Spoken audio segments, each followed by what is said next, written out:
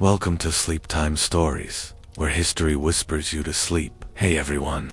Tonight we're drifting back to a time when life was short, hygiene was optional, and medical advice was, well, experimental at best.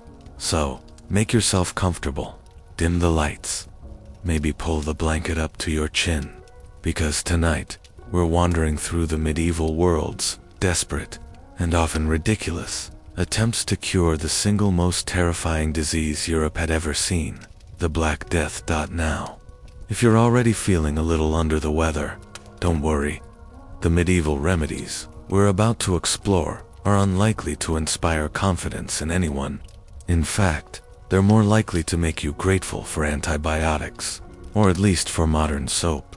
Let's ease into it slowly. The Black Death first crept into Europe in 1347.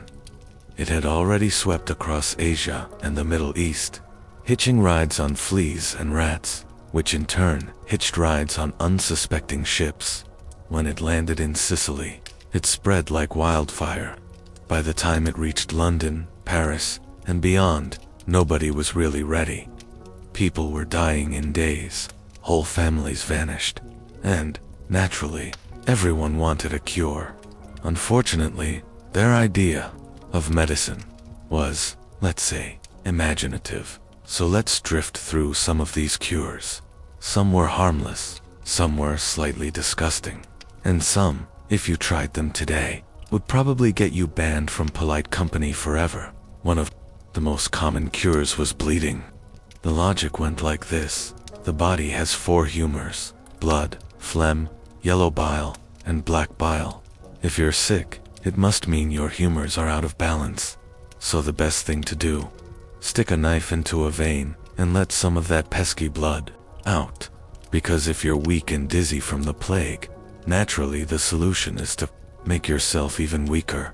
Barbers doubled as surgeons, so if you imagine a man who cut hair in the morning and sliced veins in the afternoon, you're basically picturing a medieval clinic.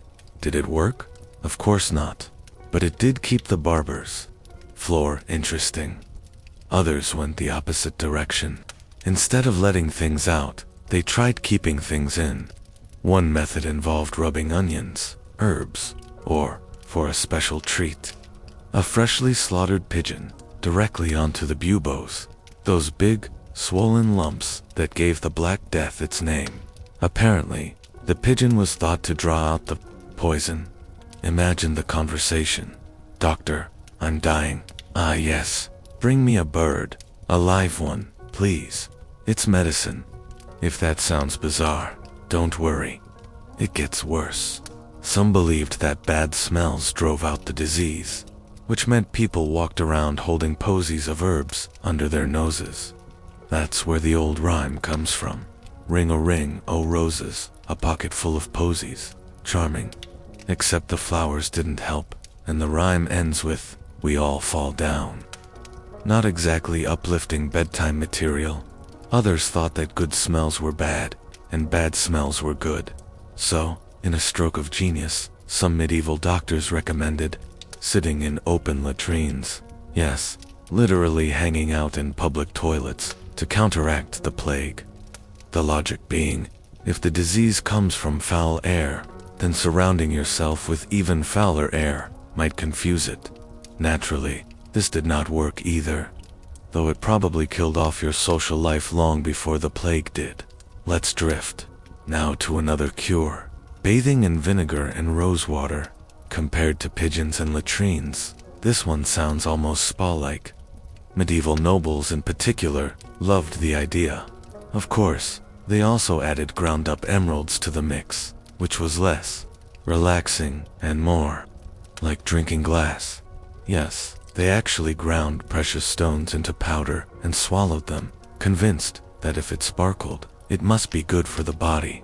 It wasn't, but at least it was expensive. Speaking of expensive, some physicians advised eating gold, real gold, melted into a drink, swallow it down, and hope it sparkled its way through the plague. If nothing else, it gave alchemists good business. Meanwhile, ordinary folk were a little less glamorous in their cures. One widespread belief was that The Black Death came as a punishment from God, so naturally, the cure was repentance. Some towns saw groups of flagellants marching through the streets, men whipping themselves bloody, chanting prayers, and begging for forgiveness. Did this help? Not really. In fact, it usually spread the plague faster. But hey, at least it kept the neighbors entertained. Others tried prayer alone, candles, pilgrimages, holy relics pressed against the skin. Some even believed staring at the sun could help, though, predictably, that mostly resulted in blindness, which did make it harder to notice when the plague came for you. Let's drift to another favorite, alcohol. In certain regions, people drank themselves into oblivion, assuming that wine or beer would flush the disease from their bodies. In Italy, this was sometimes called the drunken cure. Spoiler, it didn't work.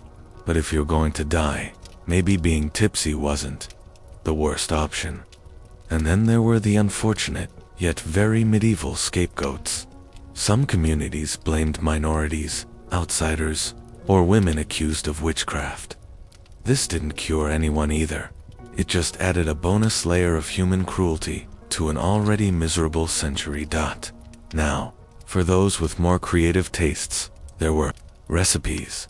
Some plague manuals recommended concoctions involving crushed emeralds, arsenic, and a dash of unicorn horn powder. Naturally, unicorns did not exist, but that didn't stop merchants from selling genuine unicorn horn shavings, usually gnarled tusk. If nothing else, it proves that snake oil salesmen have been around for a very long time. One particularly charming recipe involved mixing a paste of human excrement and herbs, and then smearing it directly on the buboes. Yes, because clearly, if you already smell like death, you might as well commit fully. But perhaps my favorite cure comes from a medical book that suggested, simply avoid thinking sad thoughts. Cheerfulness, it claimed, was the best defense against plague, which is a bit like telling someone with food poisoning to just relax. Still, it was one of the few cures with no immediate side effects, unless you count the plague. And so the list goes on. From burning herbs to bathing in urine, from carrying around snakes to putting frogs on sores until they died. Yes, frogs. The poor animals were supposed to absorb the disease. They didn't, of course, but it gave people something to do while waiting to die. As you can see, the Black Death inspired a very long list of creative, often disgusting, and rarely effective cures. None of them worked. The only real cure would have been antibiotics, which were still several centuries away. In the end, the plague burned itself out by killing so many people that it simply had nowhere left to go. But before you drift off into uneasy dreams, just remember this. Every time you take a painkiller today, you're already light years ahead of your medieval ancestors. They would have killed for a simple aspirin.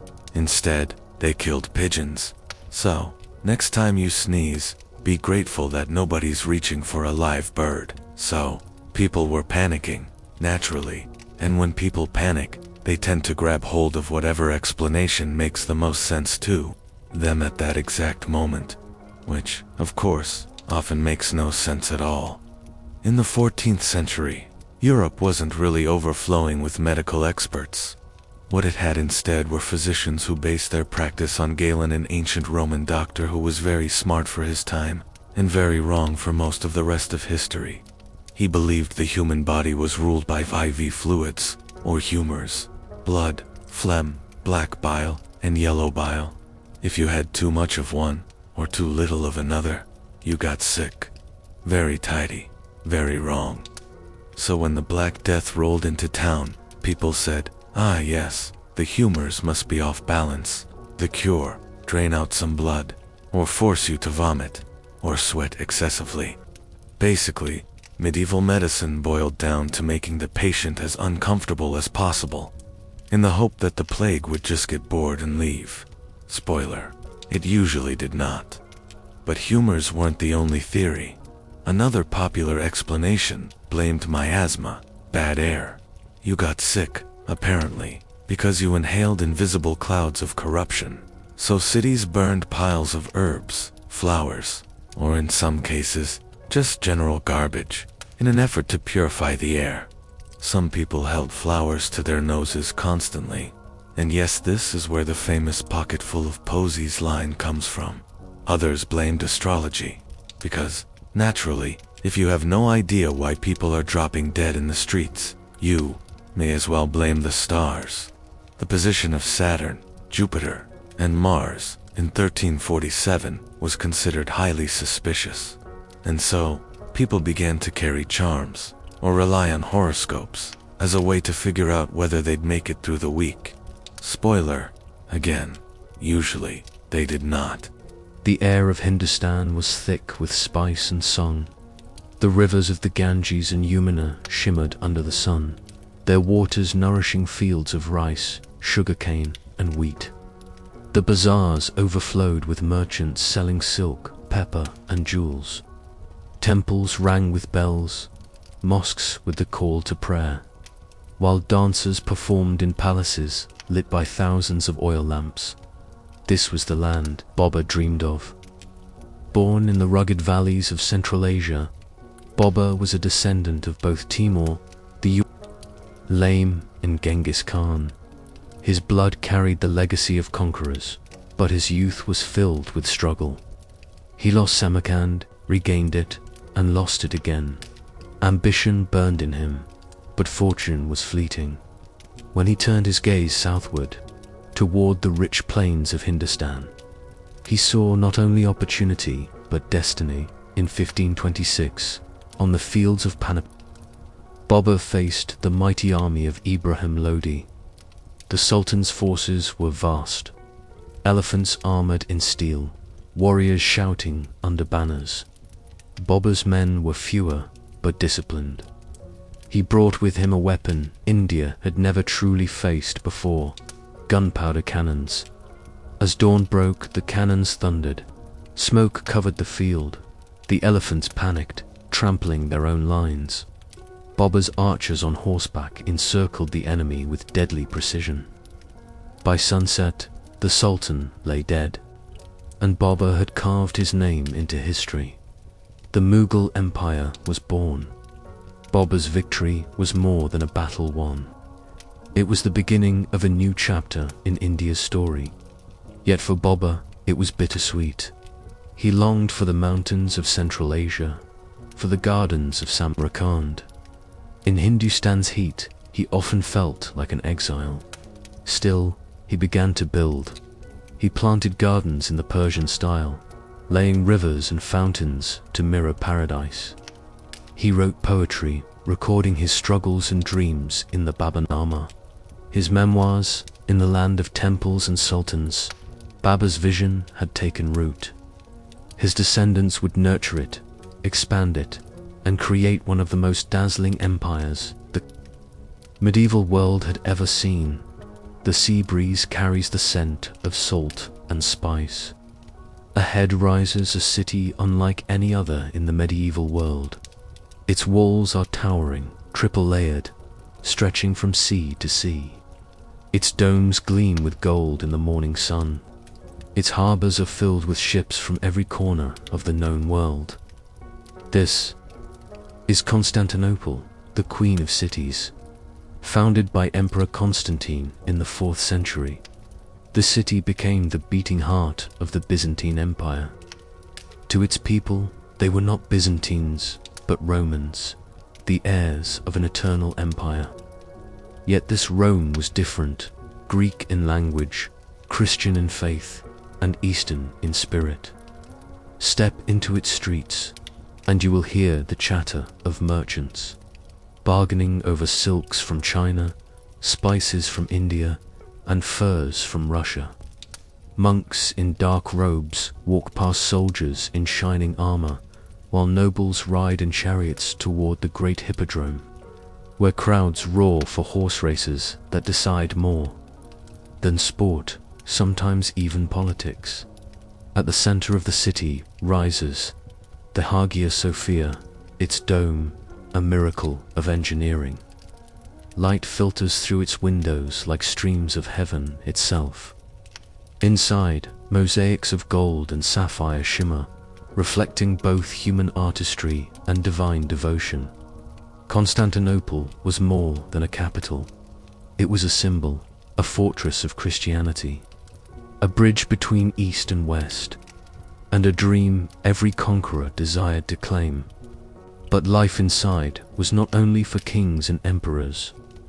Bakers filled the streets with the smell of warm bread, fishermen hauled their nets at dawn, and children ran through alleys, chasing each other past marble columns that had stood since Roman times.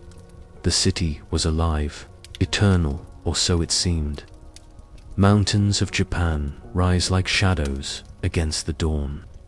Mist drifts through bamboo forests, rivers flow quietly beneath wooden bridges, and cherry blossoms fall like soft pink snow. In the distance, farmers bend over rice paddies, their reflections rippling on the water. This is medieval Japan, a land where beauty and violence live side by side. Among its people rise the samurai, warriors bound by a code stronger than steel. For them, honor is life, and dishonor is a fate worse than death. Their swords are not just weapons, but souls forged with care, polished to perfection, and carried with reverence. The samurai live by the Bushido code, loyalty to their lord, courage in battle, and a willingness to die rather than betray duty. A samurai's life is strict, disciplined, and filled with ritual. Before dawn, he sharpens his blade.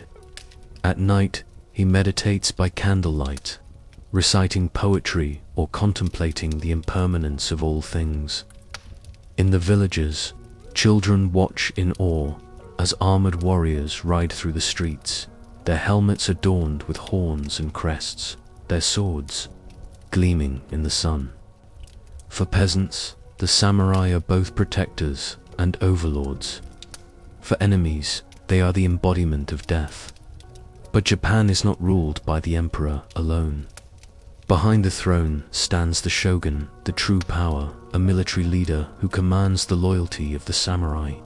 Beneath him, the great daimyo lords hold their lands, their castles towering over valleys, their armies ready to march at a moment's call. And so Japan is both beautiful and dangerous. A world of tea ceremonies and poetry, but also of sudden battles where life can end in a flash of steel. The samurai stand at the heart of it all, guardians, killers, poets, and legends. The northern wind howls across icy seas, snowdrifts over dark forests, fjords cut deep into the land, and mountains rise like jagged teeth against the sky. This is Scandinavia, a land of cold, hardship, and unyielding beauty. Here, life is shaped by the sea. Villagers cling to the coast, there. Wooden halls warmed by crackling fires, their people hardened by endless winters.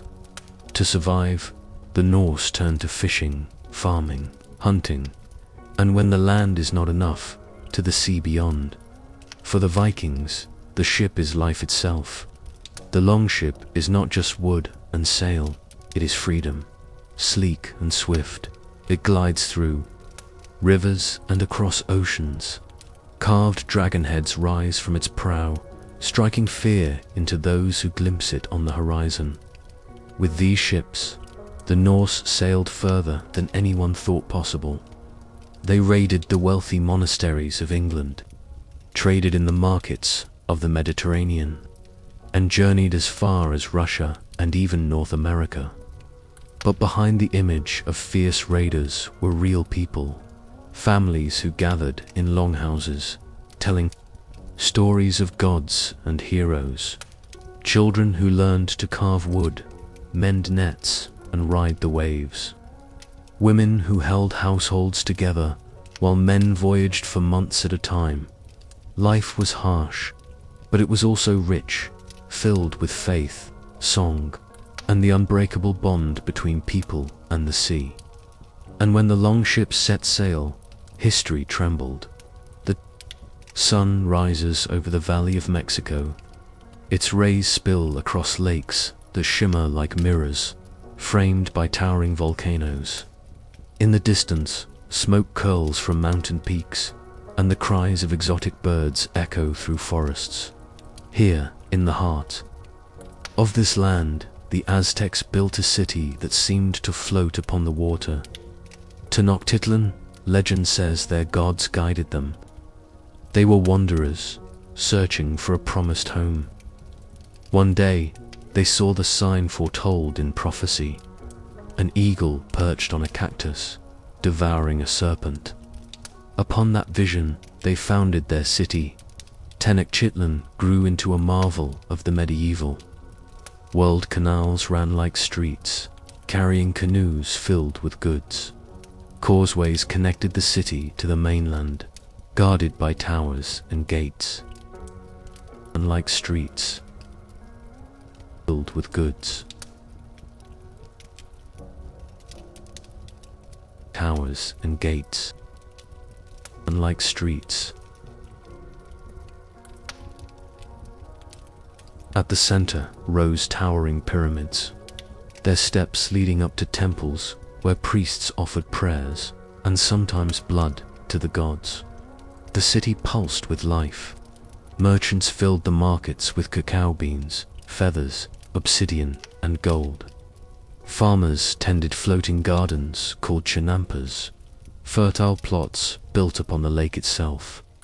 Warriors trained in the arts of combat, their shields painted with the sun and stars, and always, above it all, the gods watched out for the Aztecs.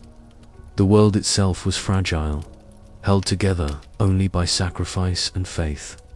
The sun rose each day not by chance, but because it was fed by offerings. Without devotion, they believed, the universe itself could fall into darkness. Thus, the Aztec Empire was not only built on stone and water, but on belief, fierce, unshakable, and eternal. The desert stretches endlessly. Waves of golden sand shimmer in the burning sun. Yet beyond the Sahara's emptiness, a river winds like a silver serpent, the Niger. Along its banks, life blooms, and kingdoms rise. Here. In the 13th century, a new empire took shape. Mali, its roots lay in older kingdoms, especially the Ghana Empire, which once controlled the flow of gold and salt. When Ghana declined, new leaders rose in its shadow. Among them was Sundiata Keita, the Lion King of Mali. His story is told by the griots, the storytellers of Africa. They say he overcame hardship and exile, returning to unite tribes and defeat enemies. Under his banner, villages and cities joined together, and an empire was born. Mali's strength lay in its wealth. Its soil was rich, its mines glittered with gold, and its trade routes stretched across deserts and forests alike. Salt, more precious than gold in the desert, flowed in caravans of camels. Ivory tusks, iron tools, and fine fabrics crossed vast distances. But Mali was more than trade. It was a land of voices and memory. Each family carried traditions passed down by griots whose songs told of ancestors, battles, and the power of kings. At night, drums echoed under the stars, weaving music into the very soul of the land. And from these beginnings, Mali grew into one of the greatest empires the medieval world had ever seen. The year is 1453. At the edge of Europe stands a city that has defied armies for 1,000 years, Constantinople.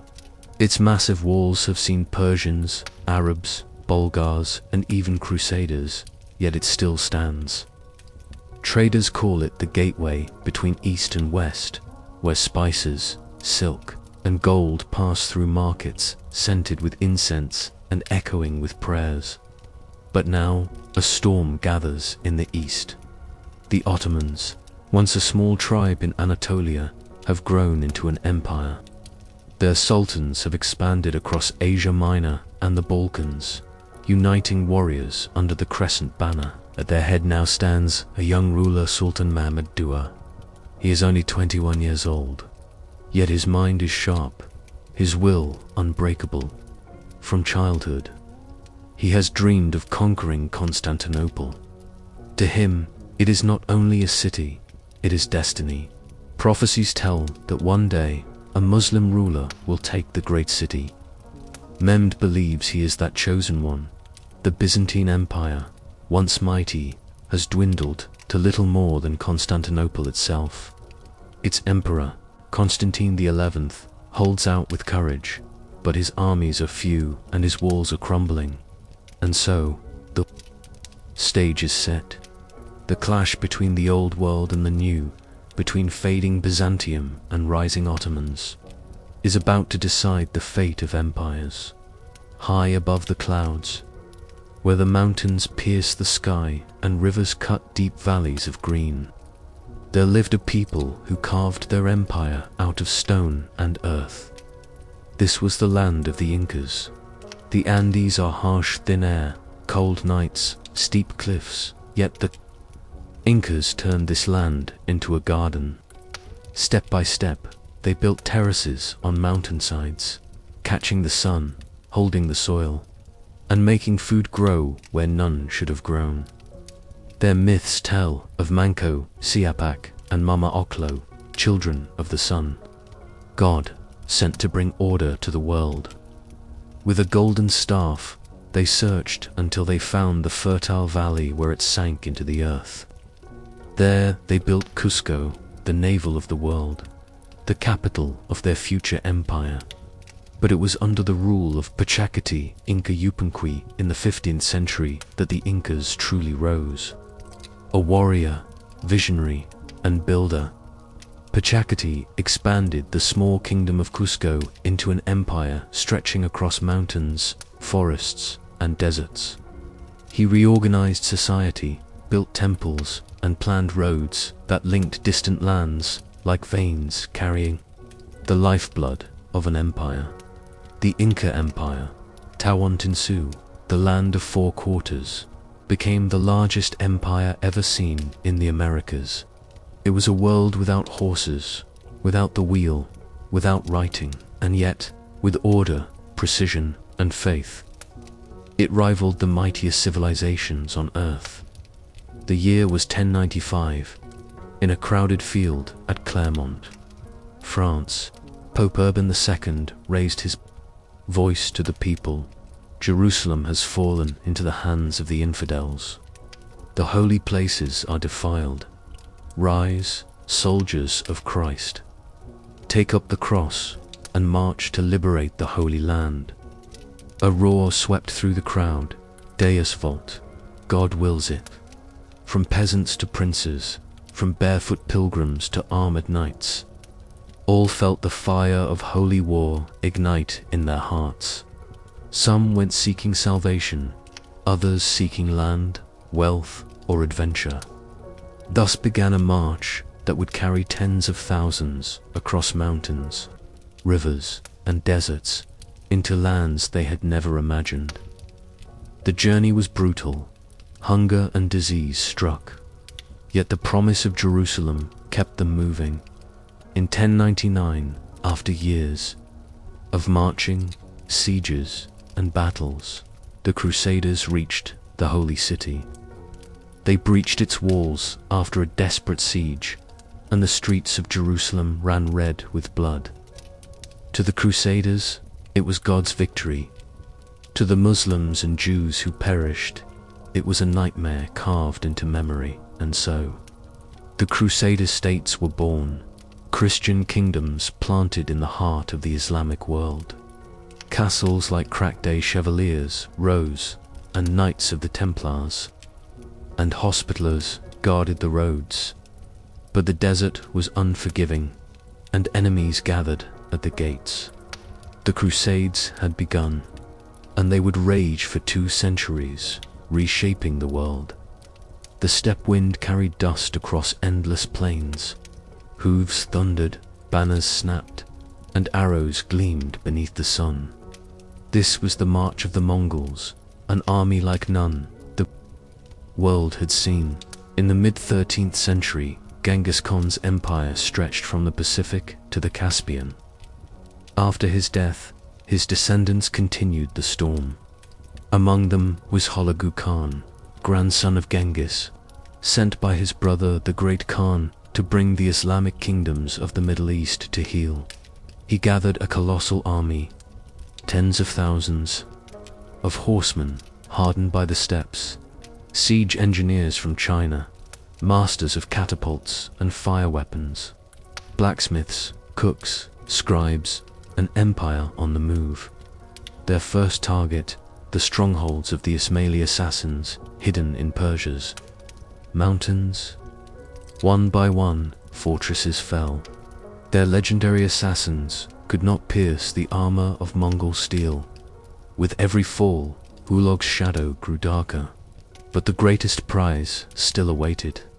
The jewel of the Abbasid Caliphate, the city of peace, the heart of Islam's golden age. Baghdad. For centuries, it had been a beacon of learning, a place where scholars translated Greek, Indian, and Persian works. Astronomers mapped the heavens, physicians healed the sick, poets sang of love and war. Its libraries, known as the House of Wisdom, held more books than anywhere else in the world. But in the winter of 1258, clouds gathered. For, on the horizon, the banners of the Mongols were rising, and with them rode death itself, beneath the vast desert sky of West Africa, where the sun scorched the dunes by day and the stars burned bright by night. A kingdom of unimaginable wealth began to rise. Its rivers flowed with life, its caravans carried treasures, and its rulers dreamed of greatness. This was the Empire of Mali.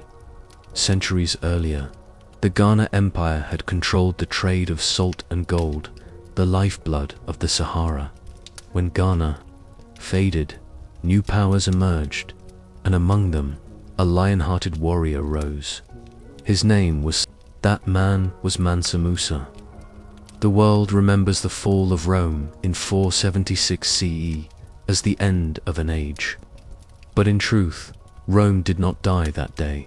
It simply moved east, beyond the ruins of the Western Empire, across the blue waters of the Bosphorus, rose a shining city, Constantinople, the city of Constantine. Here, towering walls guarded treasures of silk, gold, and wisdom. Here scholars debated theology, while ships brought spices from India and furs from the north. And here, emperors ruled for over 1,000 years, calling themselves not merely kings, but Basileus, Romian, emperors of the Romans. This empire was the bridge between two worlds, Europe and Asian, ancient Rome and medieval. Kingdoms pagan past and Christian future, the Byzantines carried the torch of Rome while crafting their own identity. Their language was Greek, their faith was Christian, and their spirit was unyielding. Byzantium was not just a city of stone and trade. It was a living legend, surviving against enemies on all sides, shaping the course of history and preserving knowledge that might otherwise have been lost. And so begins the tale of the last Romans, whose empire shone for 1,000 years, until the thunder of cannons brought its walls crashing down. When the Mongols thundered into Anatolia in the 13th century, kingdoms crumbled, cities burned, and the land was divided among small warrior tribes. Yet from this chaos rose a man whose name would echo across centuries. Osman, son of Ertugrul. Osman was no king at first. He led a band of frontier warriors, Ghazi's men who lived by the sword and faith. They fought Byzantines on one side, rival Turkish lords on the other. Osman's banner was simple, a crescent on the field. Yet his vision stretched far beyond the borders of his small principality. Stories tell that Osman once dreamt of a great tree, its roots spreading across the earth, its branches covering 3 continents. From that dream came the destiny of his dynasty, the Ottomans. Osman's warriors captured forts, raided villages, and slowly pushed the Byzantines back. By the time of his death, around 1323, the seed of empire had been planted. His son, Orhan, carried it forward, making Bursa the first capital, building mosques and markets that hinted at the empire yet to come. The world had not yet noticed, but a storm was rising in Anatolia, a storm that would one day seize Constantinople itself, in the heart of the East, where great rivers carved fertile plains and mountains kissed the clouds. There stood a land that called itself the Middle Kingdom, for it believed all under heaven revolved around it. This was China. By the 10th century, the Tang dynasty had fallen, and out of chaos rose the Song dynasty. Unlike warriors, the Song emperors relied on scholar officials chosen by rigorous civil service exams. Knowledge became power, calligraphy became politics, and the empire rested not on swords but on scrolls. Yet the Song were no weak dreamers. In their cities, black powder was mixed into weapons, the world's first true gunpowder bombs. In their workshops, artisans carved movable type printing books that spread knowledge across the empire. Sailors guided their ships with compasses that pointed faithfully to the south. Life in the Song capital of Kaifeng shimmered with trade, silk, and tea. Poets wrote of mountains and moonlight, painters captured misty rivers in delicate strokes. For a time, it seemed the dragon of China would soar forever. But on the northern steppes, a storm was gathering. Horsemen under a man named Temujin, who the world would call Genghis Khan. The land of the midnight sun was harsh and unforgiving. Winters were long, summers were short, and the seas were cold and restless. Yet from this rugged world of fjords and mountains, men carved ships that would carry them farther than any people before. These were the Vikings. In 793 CE, monks on a lonely island called Lindisfarne saw dragon-proud ships gliding from the mist. Warriors poured ashore, axes flashing, torches burning. The monastery was plundered, its treasures stolen, its monks slain or enslaved. Europe trembled, for a new age had begun. From the coasts of Ireland to the rivers of France, Viking raids struck terror.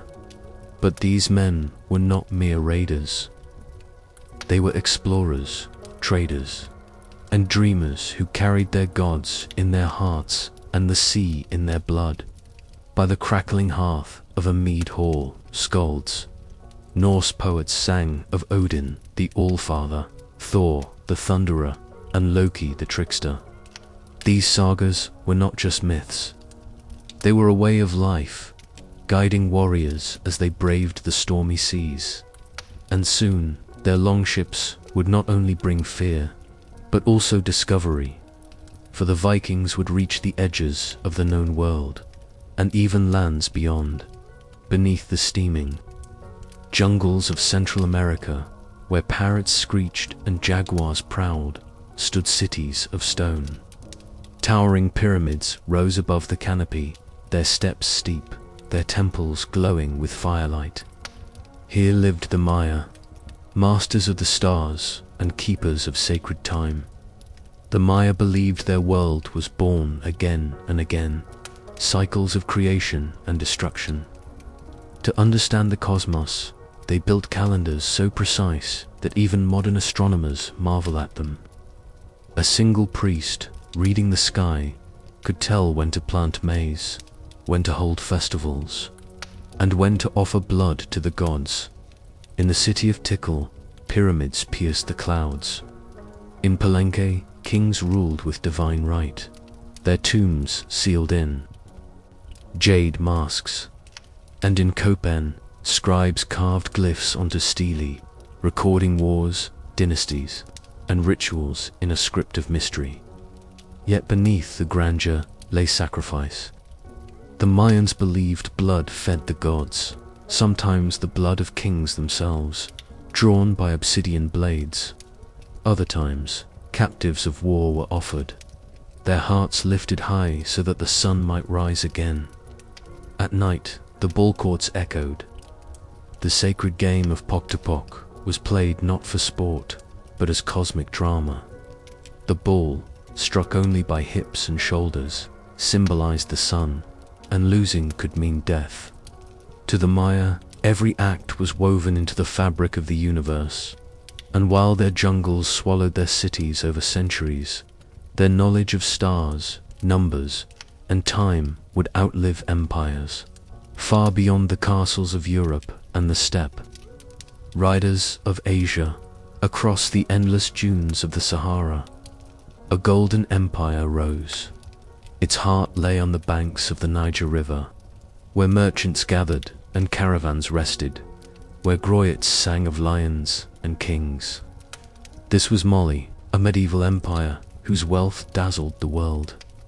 The origins of Mali are told, not in books, but in songs, the songs of griots, storytellers who carried memory like treasure. They spoke of Sundiata Keita, the Lion King of Mali, a boy once crippled, who rose against odds to unite the Mandinka people. His victory at the Battle of Kirina in 1235 marked the birth of an empire that would stretch across West Africa. Mali grew rich, not by sword alone, but by trade. Salt from the Sahara, gold from the Niger's veins, ivory from the forests, and even enslaved people, all moved along camel caravans under the desert sun. To control Mali was to control the arteries of commerce. Cities like Niani and later Timbuktu became symbols of power and prosperity. Markets bustled, griots sang, and the empire's reputation spread beyond Africa, reaching North Africa, the Middle East, and even Europe. And then, in the early 14th century, rose a king whose wealth was so immense that his very name would echo through history, Mansa Musa, the richest man the world has ever known. The world we call medieval was never a single story. It was 1,000 stories, whispered across deserts, sung in taverns, carved into stone, and carried by caravans across oceans and mountains. From the fall of Rome in the west to the great walls of China in the east, this was an age defined not only by darkness, but also by light. In Europe, peasants tilled the soil while kings and bishops clashed for power. Knights rode under banners, their swords gleaming in moonlight, while villagers prayed for a harvest that might see them through the winter. The clang of iron, the chant of monks, the laughter of children in cobbled streets. These were the sounds of a continent in transformation. Far to the east, on the endless steppes, horsemen thundered like storms. The Mongols, led by a man of iron will, carved an empire that tied together China, Persia, and Europe in a single thread. Their tents glowed with firelight, their arrows sang in the wind, and their vision reshaped the world's maps forever. In the golden deserts of Egypt, Cairo's minarets touched the heavens, while markets bustled with spices, silks, and whispers of knowledge. Scribes bent over manuscripts by candlelight, copying the wisdom of Greece, India, and Arabia into new tomes. Meanwhile, art absorbed the obsession. Churches decorated with murals of skeletons leading kings, queens, and peasants hand in hand toward the grave. It was called the Danse Macabre, Dance of Death. It reminded everyone, in case they somehow forgot, that wealth and rank offered no shield. Death danced with all, even food customs, bent under the shadow of plague. Some believed onions cut in half could absorb the sickness from the air. Others swore by vinegar, drinking it, washing in it, even inhaling its fumes. One Italian account describes people dipping bread in vinegar at every meal, convinced it would cleanse their insides.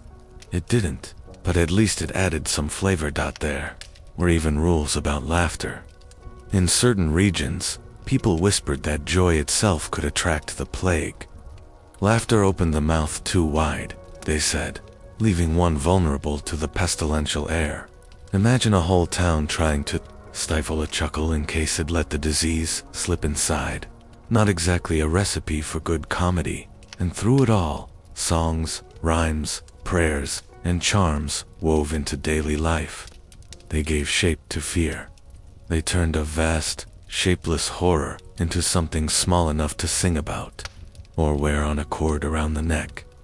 It wasn't science, it wasn't medicine, but it was survival in another form. Survival of the spirit. When a third of Europe suddenly vanishes, it's not just the graveyards that fill up. Family trees start dropping branches. Entire households disappeared in a single week. Imagine 3 brothers, all gone by Tuesday, their parents by Friday, and their children shortly after. Property, wealth, and titles had to land somewhere. And that somewhere often turned out to be whoever was left standing, however distant or however unqualified. Take a simple farming family.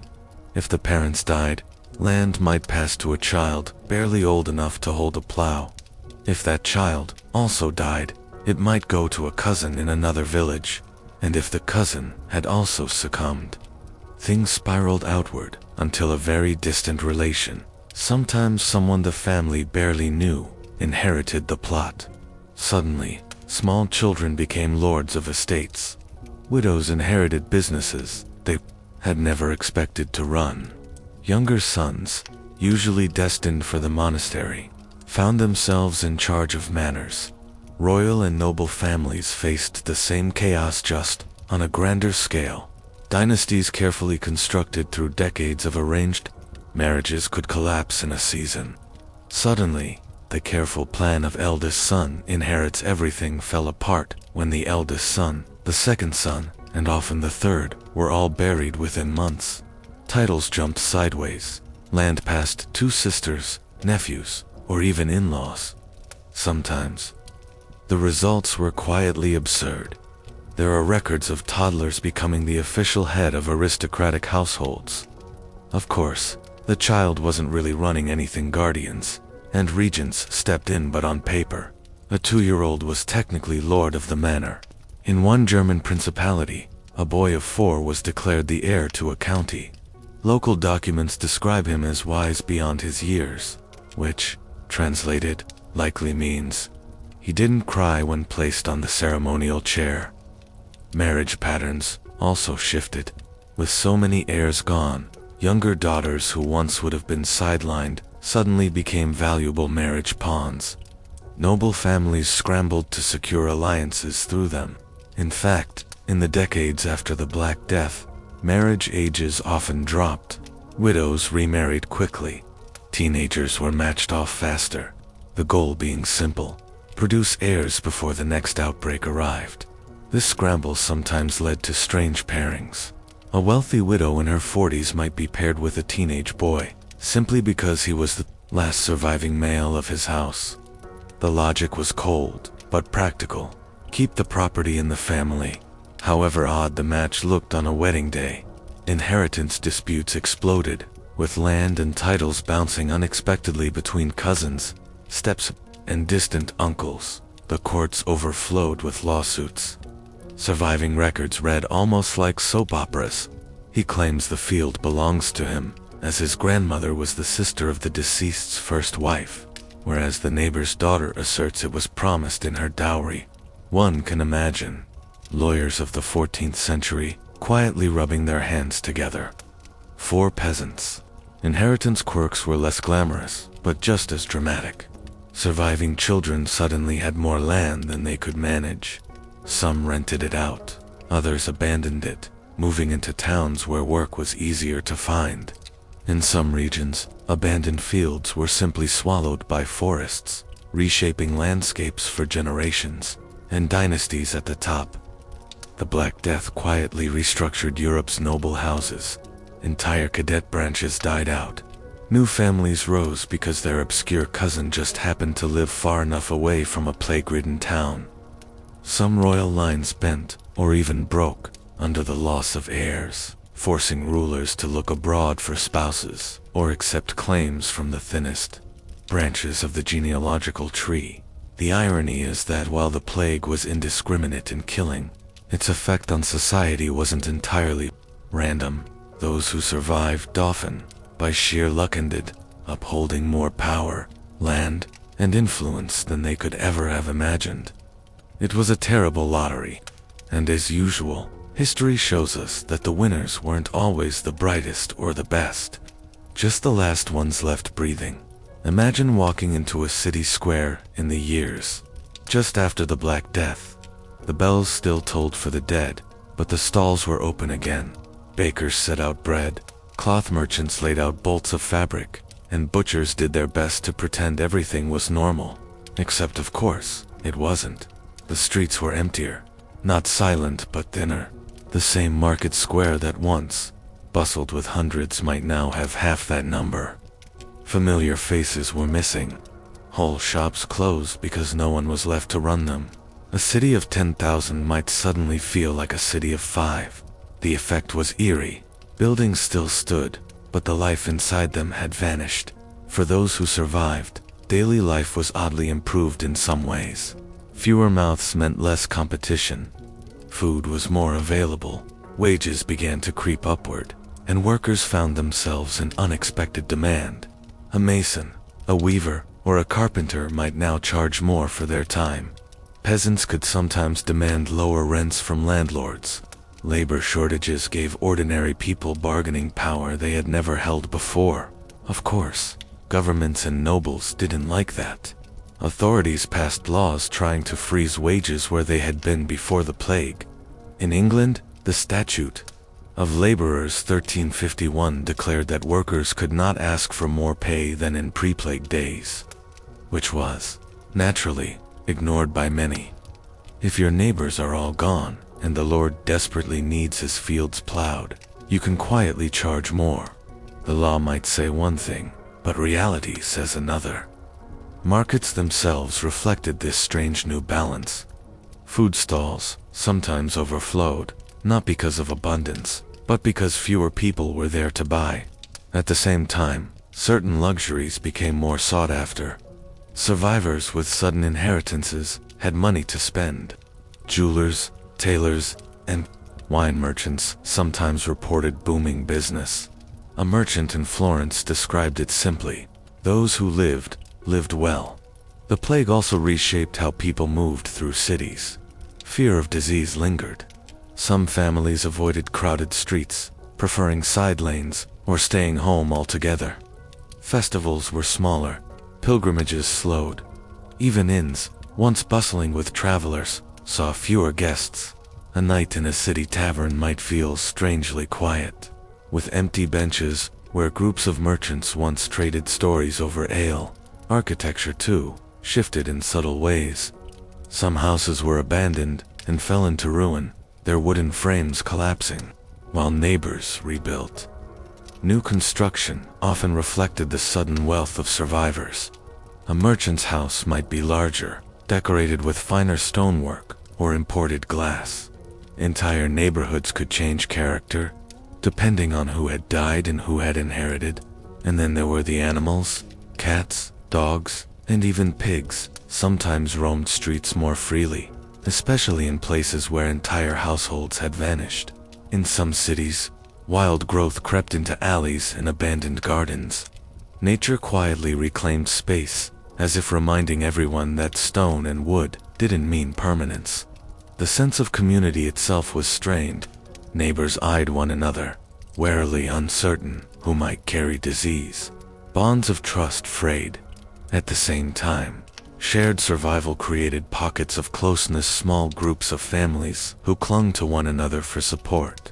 Religion lingered in every corner. City walls were dotted with new chapels built as thanks for survival. Altars were set up in homes. Priests, sometimes overworked and weary, still walked the streets with incense, blessing shops and stalls. Faith had always woven through medieval daily life, but after the Black Death, it was louder, more insistent, and sometimes more desperate. And yet, life did go on. The shoemaker stitched leather, the baker kneaded dough, the children played in the dust of the market square. Even as fear lingered, humans returned to the rhythm of routine, perhaps slower, perhaps sadder, but routine nonetheless, because the great irony of the plague was this: the world ended for so many, yet for the rest, it stubbornly continued. Cities survived by adjusting. People filled the silence with new patterns, and commerce like the tide rolled back in. When a society suffers something as immense as the Black Death, it leaves fingerprints on its culture. Not always in obvious ways. Sometimes it shows up in a gloomy painting, sometimes in a strange tale, sometimes in a song hummed at night. The plague didn't just take lives, it reshaped how people saw life itself. Let's start with art. Medieval painters had already leaned toward religious themes, but after the plague, the tone shifted darker. You start to see memento mori imagery everywhere, minders of death tucked into otherwise ordinary scenes. A portrait of a nobleman might include a tiny skull worked into the background. In manuscripts, you might find dancing skeletons, wandering along the page margins, as if mocking the living. The message was gentle but firm. Remember, you too will die. Not exactly uplifting bedtime reading, but strangely calming for medieval minds, who had already seen so much loss. The most famous artistic theme to rise was the danse macabre, the dance of death.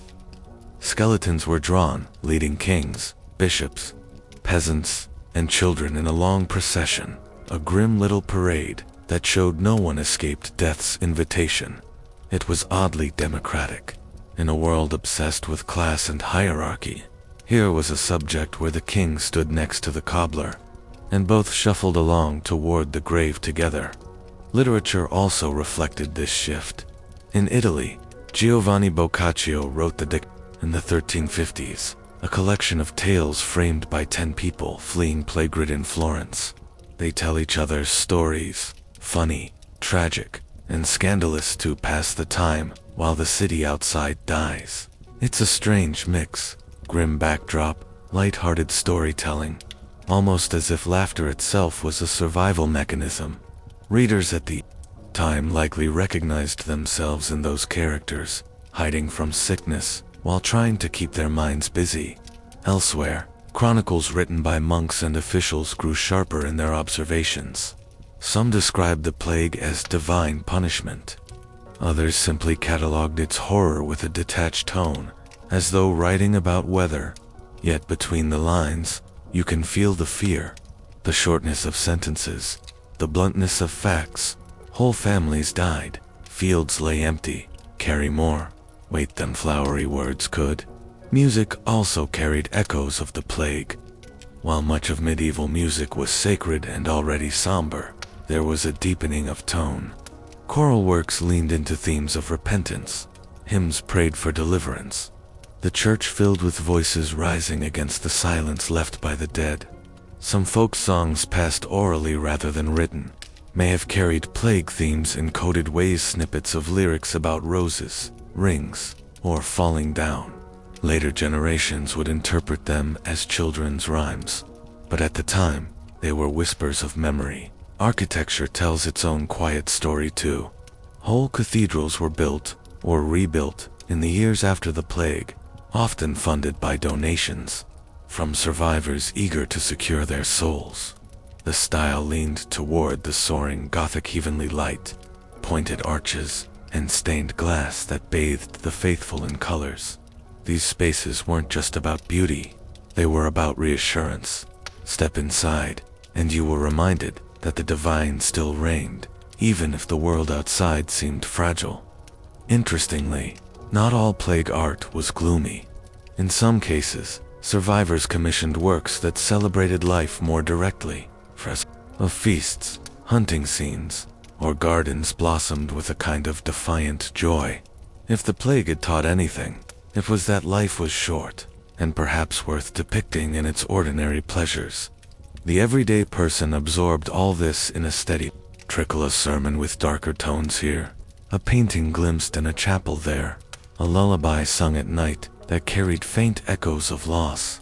They might not have said it outright, but daily culture was quietly haunted, and yet, within that haunting was a kind of resilience. To live among reminders of death was not always depressing. Sometimes it was clarifying. It kept people humble, kept them faithful, or simply kept them aware that life was to be lived while it lasted. So the plague became not just a memory, but a cultural lens, a filter through which art, stories, and music all passed into darker, sharpened by mortality, but strangely steady, because, after the worst, humans still painted, wrote, and sang, perhaps more urgently than before.